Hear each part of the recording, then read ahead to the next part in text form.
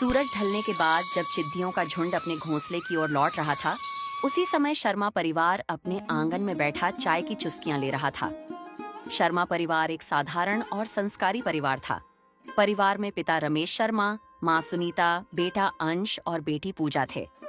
शाम की यह चाय उनके परिवार की दिनचर्या का हिस्सा थी, जहाँ सभी एक साथ बैठते, दिन भर की बातें करते और एक दूसरे की समस्याओं का हल ढूंढते। आज की चाय की चर्चा अंश के स्कूल में हुई एक घटना पर केंद्रित थी। अंश ने कहा, पापा, आज स्कूल में मेरी और राज की लड़ाई हो गई। उसने मेरे बारे में कुछ गलत बातें कही और मैंने उससे बात करना बंद कर दिया। रमेश जी ने मुस्कुराते हुए पूछा, अंश, राज तो तुम्हारा सबसे अच्छा दोस्त है, उसने ऐसा क्या कहा जो तुम्हें इतना बुरा लगा? अंश थोड़ा झिझकते हुए बोला, पापा, उसने कहा कि मैं क्रिकेट में अच्छा नहीं हूँ और मेरी वजह से हमारी टीम हार गई। सुनीता ने बीच में कहा, लेकिन बेटा, क्या उसने यह मजाक में कहा था या वो सच में तुम्हें नीचा दिखाना चाहता था? अंश ने जवाब दिया, मुझे नहीं पता माँ, लेकिन मुझे बहुत बुरा लगा। ये सुनकर रमेश जी ने अंश और पूजा को पास बुलाया और कहा, बच्चों, दोस्ती एक ऐसा रिश्ता है जो हमें खुद चुनना होता है। सच्चा दोस्त वही होता है जो हमारे साथ हर परिस्थिति में खड़ा रहे और हमें बेहतर बनाने की कोशिश करे। लेकिन सच्ची दोस्ती में गलतफहमियां भी हो सकती हैं। ऐसे में जरूरी है कि हम अपने दोस्तों से बात करें और समझें कि उनकी बातों का क्या मतलब था। पूजा ने उत्सुकता से पूछा, पापा, क्या आपके भी बचपन में ऐसा कोई सच्चा दोस्त था? रमेश जी ने मुस्कुराते हुए कहा, हाँ बेटा, मेरा सबसे अच्छा दोस्त था अरुण। हमारी दोस्ती ऐसी थी कि पूरा गांव हमें साथ में ही पहचानता था, लेकिन एक बार हमारी भी लड़ाई हो गई थी। सुनीता ने चाय का कप रखते हुए कहा, ये तो दिलचस्प है। रमेश, बच्चों को अपनी कहानी सुनाओ, शायद इससे अंश को कुछ सीखने को मिले। रमेश जी ने अपनी कहानी शुरू की। बचपन में मैं और अरुण हर काम साथ में करते थे। स्कूल जाना, खेलना, पढ़ाई करना, यहाँ तक कि एक ही खाने का डिब्बा बांटना हमारी दोस्ती की मिसाल दी जाती थी। लेकिन एक बार गांव के वार्षिक मेले में हमारी लड़ाई हो गई। बात ये थी कि मैंने नई पतंग खरीदी थी और अरुण उसे उड़ाना चाहता था। मैंने मना कर दिया क्योंकि मुझे डर था कि वह पतंग कहीं कट न जाए। वह नाराज हो गया और हमारी बात बंद हो गई। अंश ने उत्सुक होकर पूछा, फिर क्या हुआ पापा? आप दोनों ने बात कैसे शुरू की?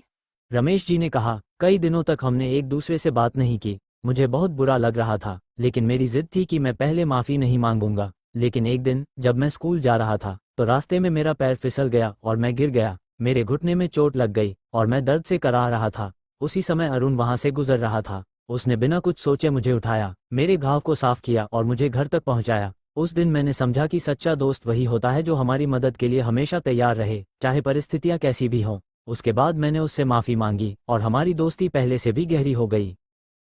रमेश जी की यह कहानी सुनकर अंश ने सिर झुका लिया। वो सोचने लगा कि शायद उसने भी राज के इरादों को गलत समझा होगा। पूजा ने कहा, भैया, शायद तुम्हें भी राज से बात करनी चाहिए। अगर वो सच्चा दोस्त है तो वो तुम्हें समझाएगा कि उसने ऐसा क्यों कहा, और अगर वो गलत है तो माफी भी मांगेगा। सुनीता ने अंश के सिर पर हाथ फेरते हुए कहा, बेटा, रिश्तों में संवाद बहुत जरूरी है। बिना बात किए हम किसी की भावनाओं को नहीं समझ सकते। अंश ने मुस्कुराते हुए कहा, आप सब सही कह रहे हैं। कल मैं स्कूल जाकर राज से बात करूंगा। शायद वो मजाक कर रहा हो और मैंने बात का बतंगड़ बना दिया। अगले दिन अंश ने स्कूल जाकर राज से बात की। राज ने हंसते हुए कहा, अरे यार, मैंने वो बात मजाक में कही थी। मुझे नहीं पता था कि तुम्हें बुरा लगेगा।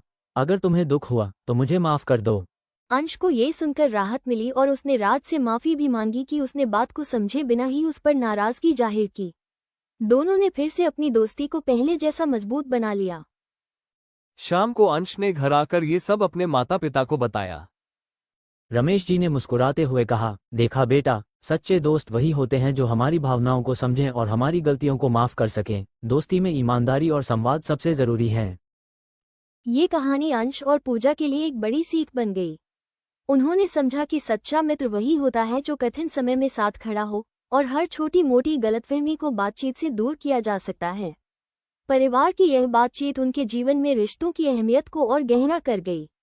अगर आप सारे लोग इसी तरह का वीडियो देखना चाहते हैं तो मेरा चैनल को सब्सक्राइब और शेयर करना ना भूलें।